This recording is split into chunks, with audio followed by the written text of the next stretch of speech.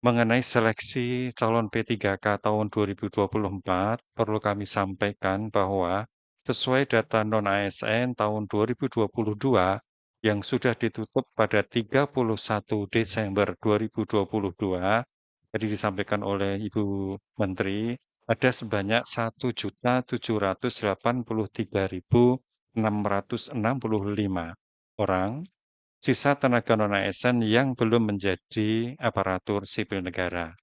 Sebanyak 1.383.756 adalah tenaga non-ASN yang telah mendaftar dan submit pada seleksi P3K tahap pertama yang sudah dimulai seleksinya mulai kemarin. Selain itu, terdapat 71.379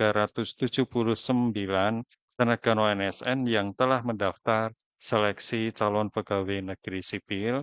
Tadi yang disampaikan oleh Ibu Gusti Kanjeng Ratu Hemas, mereka yang memang sudah ikut seleksi CPNS. Sehingga ada selisih sebesar 333.915 tenaga non-ASN yang belum mendaftar, begitu untuk seleksi P3K tahap pertama maupun calon pegawai negeri sipil. Saat ini juga telah dijadwalkan seleksi kompetensi untuk P3K yang dimulai pada tanggal 2 sampai 19 Desember 2024. Sehingga sekarang masih berlangsung di seluruh Indonesia. Insya Allah nanti pengumumannya diharapkan akan dilakukan tepat waktu tanggal 24 sampai 31 Desember 2024, sehingga penetapan nomor induk pegawai P3K-nya dapat terlaksana dari mulai tanggal 1 sampai 28 Februari 2025. Moga-moga tidak ada perubahan jadwal ini sehingga sampai dengan 28 Februari sudah ditetapkan nomor induk P3K-nya oleh BKN. Bapak pimpinan dan anggota yang kami hormati, perlu pula kami sampaikan terkait dengan prioritas kelulusan untuk seleksi P3K tahun 2024, bahwa BKN mengacu kepada keputusan Menteri Pan-RB nomor 347, 348, dan 349 tahun 2024 tentang mekanisme seleksi pegawai pemerintah dengan perjanjian kerja tahun 2024, kemudian tentang mekanisme seleksi pegawai pemerintah dengan perjanjian kerja untuk jabatan fungsional guru di instansi daerah tahun 2024, serta mekanisme seleksi pegawai pemerintah dengan perjanjian kerja untuk jabatan fungsional kesehatan tahun 2024. Di mana di dalam surat keputusan tersebut diatur prioritas kelulusan untuk seleksi P3K tahun 2024 secara berurutan. Yang pertama adalah pelamar prioritas, yaitu untuk guru dan D4 Bidan Pendidik tahun 2023. Prioritas yang kedua adalah ex tenaga honorer kategori 2. Prioritas yang ketiga, tenaga non-ASN yang terdata dalam pangkalan data BKN.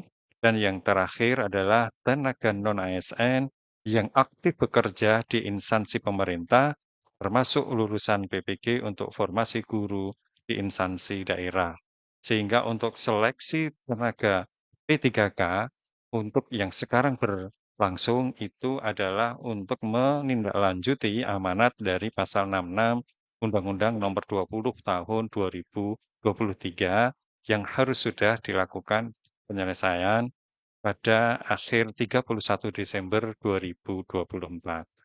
Bapak pimpinan dan anggota yang kami hormati, tentu kita berharap untuk pelaksanaan seleksi ini dilakukan seobjektif mungkin, transparan dan akuntabel dengan menggunakan CAT yang selama ini sudah dibangun oleh BKN untuk bisa mewujudkan aparatur sipil negara yang profesional.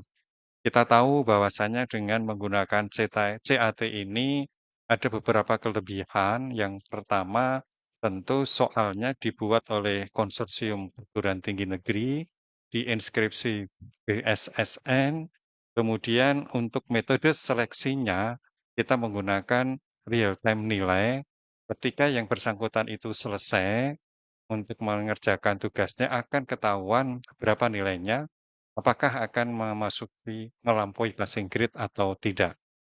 Kemudian nilai ini juga ditayangkan secara live streaming di YouTube dan itu bisa diketahui oleh semua masyarakat yang memantau hasil pelaksanaan SKD tersebut.